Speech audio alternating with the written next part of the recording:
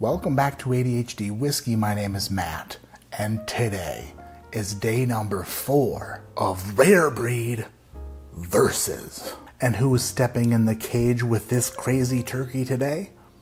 Well, how about a Baptist preacher man, the father of bourbon, a bottle so good that it will make you beg. That's right, we're talking about barrel proof Elijah Craig. So let's not wait any longer. Let's find out which bourbon will make my heart grow fonder. Elijah Craig Barrel Proof A122 versus Rare Breed. You two ready to get it on? Huh? You two ready to get it on? Ready to get it on? Rare Breed America will go in glass A because we should eat anything but turkey on Thanksgiving because turkey is so dry. It's so dry. What are we doing, people? Come on. Anything but turkey. How about a ham? Elijah Craig Barrel Proof America will go in glass B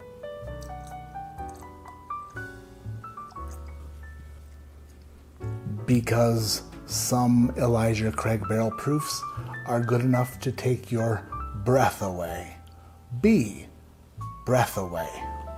Let's kick the tires and light the fires, Big Daddy.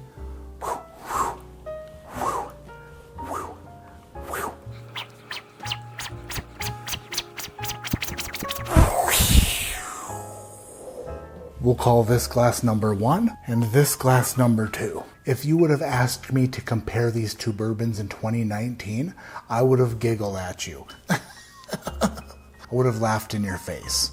Because back in 2019, Elijah Craig Barrel Proof was what some people and some amazing whiskey tasters, some say the world's top whiskey taster, would consider to be some of the best bourbon on the planet. Damn it. But then the whole world fell apart, and Elijah Craig Barrel Proof, instead of improving itself, must have stayed home and put on 40 pounds. And it never recovered, never bounced back. So we're here in 2022, Rare Breed thriving. Elijah Craig Barrel Proof on the couch with its feet up, watching Burt Kreischer comedy specials with mustard stains on his white t-shirt. Or what used to be a white t-shirt. Not so much anymore. The Elijah Craig Barrel Proof that's no longer in its prime. The Elijah Craig Barrel Proof that can no longer fight in its own weight class because it's like 20 proof points lower than it used to be. This Elijah Craig Barrel Proof has changed. It's different. It's no longer the same Elijah Craig. So now, in 2022, can Rare Breed take advantage of that? Or does ECBP still have enough to kick the turkey in the nutsack? Glass 1. Ooh. Fruits, stewed fruits, dark fruits and oak, black cherry brown sugar, some vanilla extract, some sweet oak on glass number 1. The nose on glass 1, classic remarkable bourbon whiskey, so stinking good. Glass 2.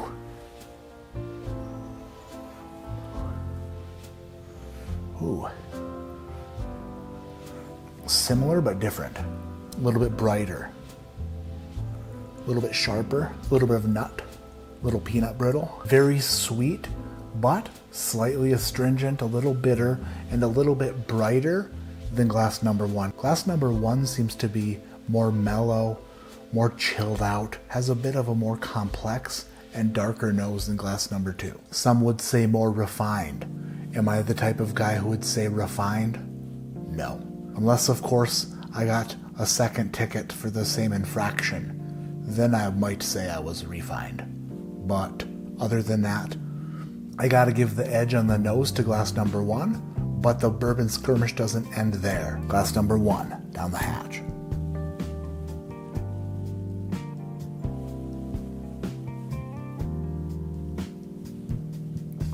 Caramels, brown sugar, like a burnt brown sugar, vanilla, traditional classic high proof bourbon. High proof bourbon on a level that is so good. Glass number 1 makes me happy because glass number 1 is what bourbon should be. And if you see me smiling from ear to ear, which is impossible because my cheeks are so fat, you would know that it makes me happy. The finish kind of reminds me of a delicious oak toffee, if that were a thing. And it's still lingering there. It's still lingering on the back of the palate, like the creeps at the back of the nightclub, waiting to steal your Costco card when you're too hammered to notice. Glass number 2, let's see how it compares.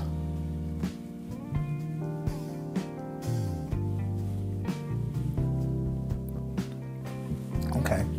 Glass number 2 is brighter. It is sharper.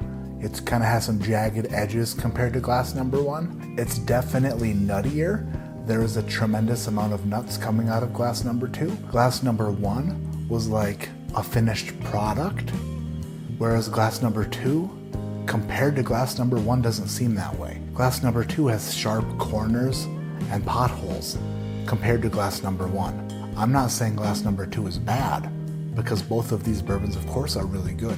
But comparing them side by side, comparing them head to head, mano y mano, face to face, tip to tip, there really is no comparison, because glass number 1, it's just a better bourbon. If I were to taste these any further, it wouldn't be to determine a winner. It would just be out of pure pleasure, which of course I'm totally into. Pleasure is my middle name. I'm calling a stop to this bourbon skirmish at 1 minute and 9 seconds of round number 1, declaring the winner by spinning back fist knockout. Glass number 1. Can the rare breed continue its streak, or does it come to a screeching halt in the eyes of defeat? It is sample B, the Elijah Craig. The Elijah Craig takes the victory from the talons of defeat. By defeat, I mean the bird's feet, the turkey's feet. It has talons, maybe, probably not. It might. Do all birds have talons? I don't know.